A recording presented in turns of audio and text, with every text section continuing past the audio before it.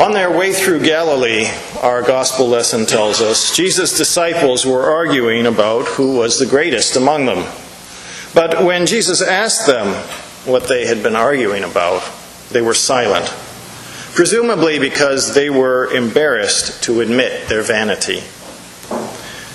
Jesus called the 12 and said to them, "Whoever wants to be first must be last of all and servant of all." What did Jesus mean by that? Was he telling his disciples not to aspire to greatness, to moderate their ambition so as not to stand out from the crowd? Or was he telling them that their idea of greatness was wrong, but that they should aspire to the greatness of servanthood? The words of Jesus we heard last week in Mark chapter 8 help us decide. In Mark 8:34 and 35, Jesus says, If any want to become my followers, let them deny themselves and take up their cross and follow me. For those who want to save their life will lose it, and those who lose their life for my sake and for the sake of the gospel will save it. These are not the words of a teacher telling his disciples to cool it, to settle down, to curb their ambitions. Jesus does not tell his disciples to settle for less, but to give their lives for his sake. Jesus urges his disciples not to become less ambitious, but to be so ambitious that they are willing to give their lives for his sake and for the sake of the gospel. And in today's reading from Mark 9, Jesus says, "Whoever wants to be first must be last of all and servant of all." Jesus calls us not to give up ambition, but to be ambitious for the right things, to give our lives in service to one another.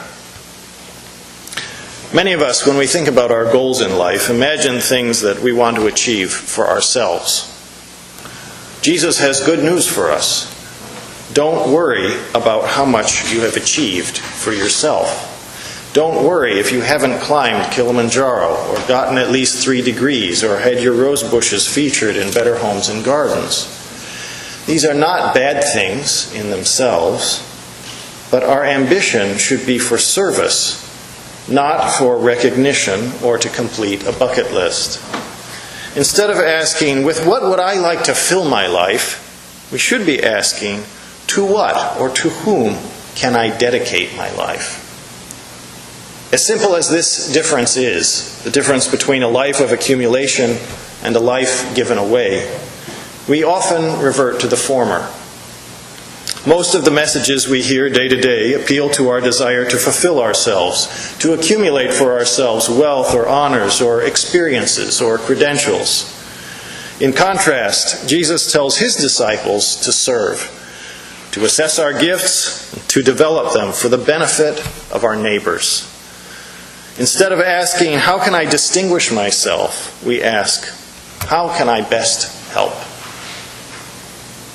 The Bible gives us several exemplars of this attitude, Jesus being the foremost. Jesus went to the cross to take our sin on himself and to give us God's own righteousness, justifying the lives of us sinners and reconciling us to God. Our first lesson from Proverbs 31 gives us another portrait of greatness and the example of a capable wife, far more precious than jewels. The image is not one of oppressed subservience, but of joyful, competent, and honorable service. The wife of Proverbs 31 is not confined or relegated, but praised. She aspires to the well-being of her household. She is not ashamed to serve. She and her husband are not adversaries or competitors, but collaborators. They are on the same side. They strive for the good of one another and their family. She is a model of right ambition, of investment in others, and she is worthy of reward and honor and praise. She is an example to us all. Of course, she, like Jesus, sets an impossibly high standard, to which we mortals aspire in vain. But because of Jesus' service to us, because in our baptism into his death and resurrection, God has called us his beloved children, in whom he is well pleased. We do not let our shortcomings discourage us. We take sin seriously, we confess and repent of it, we make amends for the wrong we've done others, but we do not, paralyzed by guilt and fear of future sin, retreat to mediocrity or curb our ambition to serve. To do that would be to discount Jesus' redemption of us and God's continuing gift of forgiveness. In our second lesson, James condemns envy and selfish ambition and commends works done with gentleness born of wisdom. I love that phrase, gentleness born of wisdom. It reminds us of having the right attitude toward our neighbor, of the importance of having the right attitude toward our neighbor and our work, and that God calls us not only to mean well, but also to do well. That is, with the best intentions in the world, but lacking wisdom and lacking gentleness, we can fail to help our neighbor or even do them harm. When I was a chemist at Valparaiso University, several of my faculty colleagues and I advised pre-medical students. One of my colleagues told me that students would sometimes tell him that they wanted to do a year of service work once they graduated before they entered medical school. To which he would reply, "What kind of service do you plan to do that would be more helpful than serving an additional year as a competent physician? If you want to offer your physician services at a reduced cost or in an underserved area, by all means do that. But if you're not going to school to serve, let's talk about why you are going." He was pointing out to students that their education was for service, and that what they were learning was adding value to the service they would be able to provide. Which is not to say that doing something less challenging than being a doctor, serving at a soup kitchen, for example, is not valuable. It is valuable. But wisdom guides us not merely to mean well, but also to do well as we can for our neighbors.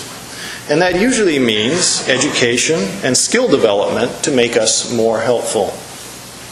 It may also mean learning new attitudes and developing new habits that aren't typically taught in school to make us better parents and spouses, neighbors, colleagues, friends, and citizens. Fruit of the Spirit like love, joy, patience, kindness, and self-control, as well as other virtues like prudence, forgiveness, honesty, tolerance, compassion, and loyalty. For these things that benefit our neighbor and reflect God's love for them, we should be ambitious. For them, we should strive for greatness. In the best cases, the goods and services we provide professionally will be a tangible sign of our love for our neighbors.